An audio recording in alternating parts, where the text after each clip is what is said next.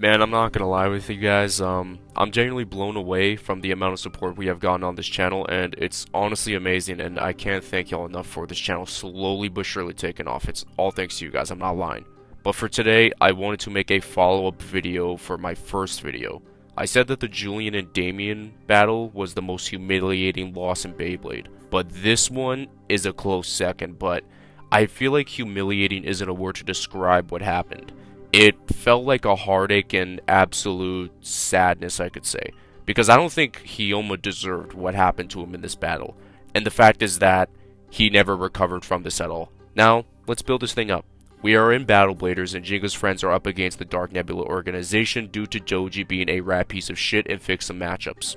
After every one of his friends won, Hyoma was up next, Jinga's childhood friend, who wasn't a weak blader but wasn't crazy strong. I guess you could say he was an above average blader, but facing an opponent that nobody knew about and only the high level members of the Dark Nebula. This dude gave me creepy vibes just off of his look. The emo hair and the snakes being like his thing and the way he stands and walks. Even Tsubasa knew nothing about him despite going through all of the records on the Dark Nebula. The start of the match was just odd and y'all knew why.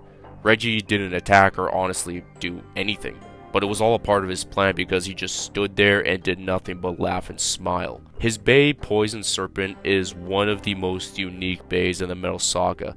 High defense and had like this effect to it where you can clash with it, poison will be injected into it, and that your Bey will become weaker. It's kind of crazy. His Bey was like a Yu-Gi-Oh! Trap card, man. Like, that's what Reiji's Bey felt like. But anyways, Hyoma is looking like he had full control, but once Poison Serpent started attacking, which this was the change in battle, and everything began to crumble for him.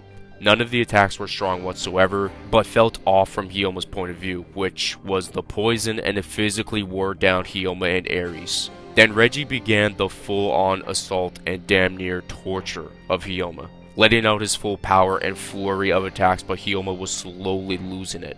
He's usually a calm blader that takes his battles with caution, but this one was different. He was slowly going mad and was stuttering. That's how you knew this shit was over. Ares, but Winston! Beyblade is!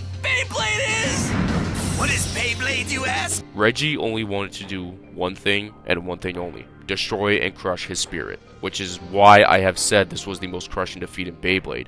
After deflecting Hyoma's special move, he sent Ares into the air, and the attacks kept on going midair.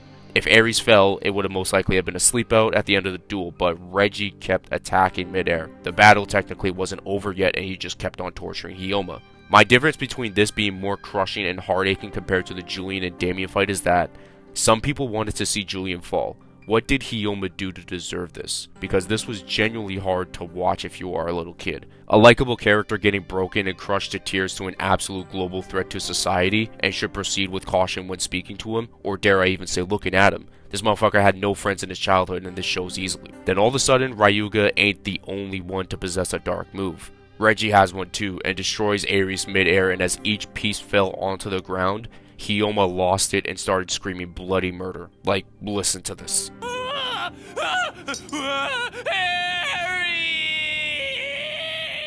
Hyoma never entered no tournaments after this and went back to Coma Village to protect it. His Beyblade career and spirit was honestly never the same in my opinion.